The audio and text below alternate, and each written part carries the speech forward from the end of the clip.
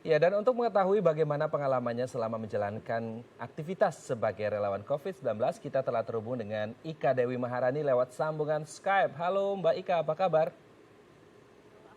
Baik, luar Halo Mbak biasa Ika. ya. Ya, Mbak Ika, ini sebelum kita tanya-tanya, saya mau konfirmasi dulu. Mbak Ika ini asalnya dari Jakarta atau bukan? Bukan. Saya asal dari Maluku Utara, terus Wow. ada melanjutkan studi di Dari, Surabaya. hmm, Heeh. Jadi Jadi dari luar Surabaya Jakarta ya? hmm. ya, ya. Oke, jauh-jauh dari Maluku, kenapa akhirnya bisa termotivasi untuk datang ke Jakarta untuk menjadi relawan, Mbak Ika? Saya kan ada melanjutkan studi di Surabaya. Di Hmm. situ kan saya baru selesai sidang saya, eh, sedang menunggu wisuda saya di September nanti. Nah, saya tergerak hati saya untuk melayani. Eh, saya dengar kabar dibutuhkan untuk perawat yang bisa menyetir ambulan. Nah, dan saya dengan basic saya perawat, saya juga bisa menyetir. Kenapa enggak saya untuk mencoba jadi relawan di Hipgabi ini kan untuk Himpunan Perawat Gawat Darurat Bencana Indonesia. Melalui relawan gugus tugas percepatan penanganan COVID-19 ini. Nah, saya mendaftar, langsung mengikuti seleksi rekrutmen seperti itu. Akhirnya dari Jakarta ada balasan bahwa saya diterima dan besoknya saya berangkat ke Jakarta. Dan itu saya nggak izin ke orang tua, mau berangkat baru izin ke orang tua. Tapi Seperti akhirnya Wow. diizinkan. diizinkan setelah saya mengasihkan pengertian bahwa kita itu sebagai relawan itu serta-merta terjun ke pasien. Kita juga dibekalin dengan APD yang lengkap, SOP yang lengkap, baru kita terjun ke pasien. Karena kalau kita tidak safety, nggak mungkin kita terjun ke pasien. Kita harus amankan diri kita, baru amankan ke lingkungan pasien, begitu. Baik, selama menjadi relawan harus menjadi perawat sekaligus menjadi supir ambulan ini, apakah ada rasa kekhawatiran tersendiri Mbak? Atau justru memang sudah yakin saya mau jadi relawan untuk COVID-19? Khawatir pasti, apalagi yang kita temui ini kan pasien yang positif COVID. Betul. Bukan yang ODP, bukan yang apa, kita pasti yang positif. Dan di samping itu kan ini pengalaman pertama saya. Kita lihat kan nggak semudah itu kita untuk menyetir ambulan. Dengan size yang besar, kita harus konsen kepada pasien yang kita bawa, kita harus konsen kepada jalan dan mobil kita. Jadi apalagi mengendarainya dengan menggunakan APD yang lengkap, itu sangat amat susah.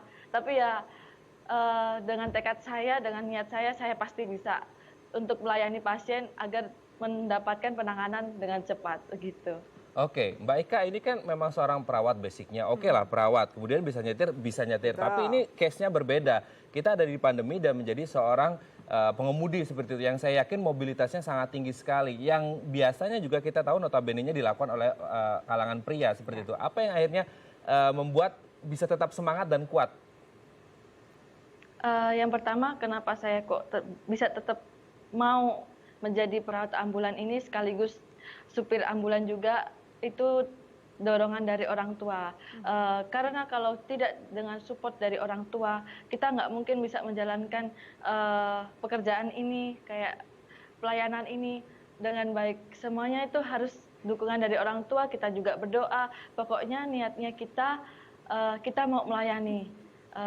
Agar pasien itu bisa merasakan pelayanan kita, walaupun saya wanita, tapi saya pasti bisa, begitu. Baik, selain menggunakan APD lengkap dan juga sesuai protokol, apakah memang ada persiapan yang memang benar-benar matang gitu, atau mungkin harus minum vitamin kah, harus menjaga kondisi seperti apa untuk bertugas setiap hari?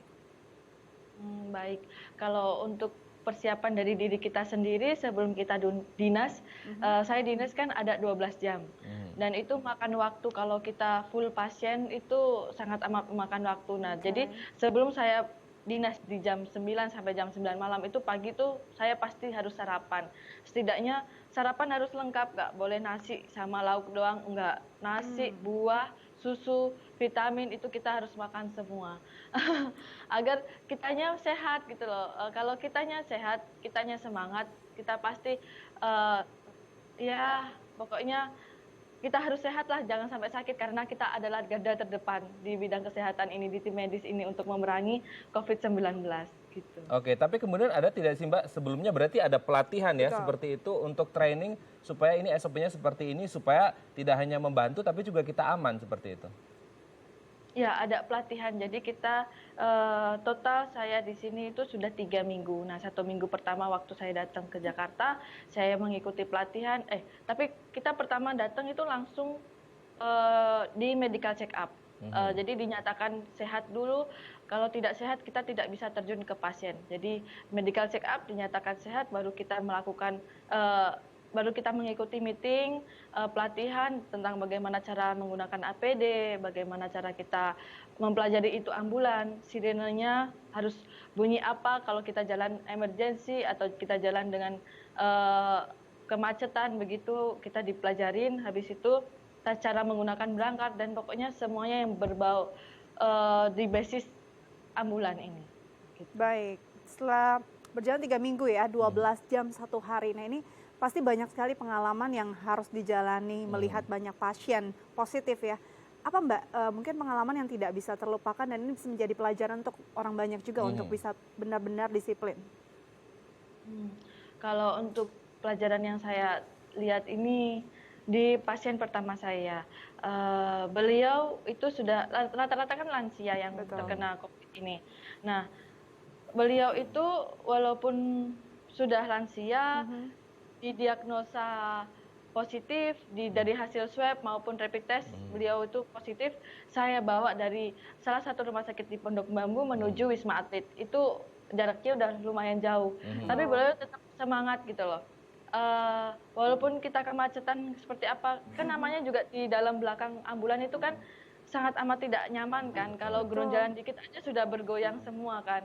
Nah, saya infokan selalu sama pasien bagaimana amankah gitu. Terus kalau masuk ke Wisma Atlet itu sebelum masuk itu kita di pos pertama awal itu kita antri dulu, nggak langsung masuk ke IGD. Nah itu masih menunggu lagi, udah hampir setengah jam kita menunggu, terus baru akhirnya ke IGD. Di IGD masih tetap menunggu antrian pendaftaran. Tapi beliau masih tetap sabar. Kita kasih pengertian, kita sudah sampai di Wisma Atlet ya Pak, tapi masih menunggu karena kondisi IGD masih antri. Tapi mereka bilang, oh iya sus, kita menunggu. Jadi kalau pasiennya sabar kan juga kita enak. Kadang kan nggak semua pasien kan sabar, apalagi sini sudah lansia. Nah, sampai situ beliau sudah kita selesai operan ke perawat, beliau turun. Nah, di dalam mobil itu beliau ditemani oleh istrinya. Padahal kita tahu virus ini kan kita nggak tahu. Pasti kan kalau sudah kontak kan pasti Akan tertular, menyebar. betul. Ya akan tertular. Nah, tapi mereka sudah menandatangani inform consent untuk apapun yang terjadi mereka siap. Nah, setelah itu mereka turun, ya itulah. Kalau suami istri walaupun udah lansia tetap menemani dalam suka maupun duka, itu aja udah so sweet kan bagi saya. Terus setelah turun mereka bilang kepada kita, terima kasih suster, kita sedang terhadap pelayanan yang suster berikan, tetap semangat ya sus, walaupun lelah tetap semangat. Nah dari situ saya pikir kalau pasiennya aja semangat, kitanya sebagai tim medis nggak harus semangat gitu. Betul. Walaupun macet seperti apa, walaupun kondisi COVID seperti apa, tapi kita harus tetap semangat. Karena semangat kita itu ya semangatnya pasien juga. Betul. Ya, semangat dan berpikir positif supaya imun tubuh juga tetap terjaga Dan dengan harus baik. disiplin Terima juga kasih pastinya, Mbak Ika Dewi Maharani, sehat-sehat terus dan selamat kembali bertugas.